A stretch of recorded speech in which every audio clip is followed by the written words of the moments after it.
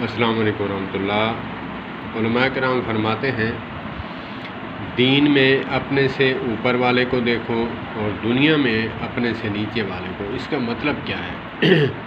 اس کا مطلب یہ ہے کہ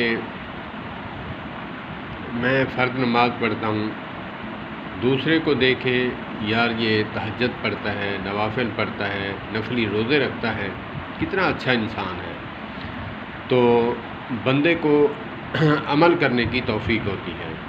اور دنیاوی لحاظ سے یار میرا اگرچہ کچا مکان ہے، چھوٹا مکان ہے، 3 مرلہ میں ہے، الحمدللہ وہ تو جھونپڑی میں رہتا ہے، اس کے اوپر کوئی سایہ نہیں، نہ چھاؤں ہے، نہ مکان ہے، نہ چھت ہے۔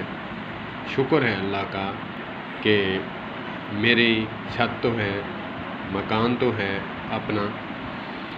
ہم اس کے برعکس چل پڑے، اسی لیے آج ہم ذلیل و خوار ہیں کہ جی وہ نماز نہیں پڑھتا، میں تو نماز پڑھتا ہوں، الحمدللہ میں نماز پڑھتا ہوں، وہ تو نماز ہی نہیں پڑھتا۔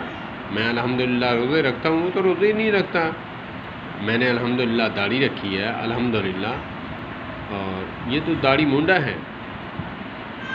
تو ہم الٹ چل پڑے، اس کا یار چھوٹا مکان ہے، میرا چھوٹا مکان ہے، یار اس کی کتنی بڑی بلڈنگ ہے۔ تو جب بلڈنگ کو ایسے کریں گے، امامہ یا ٹوپی یا پھر دستار وہ گر پڑے گی، قدموں میں آ گرے گی، تو ہمیں چاہیے کہ ہم اپنے سے نیچے والے کو دیکھیں، دین میں اپنے سے اوپر والے کو دیکھیں۔ والسلام علیکم ورحمۃ اللہ۔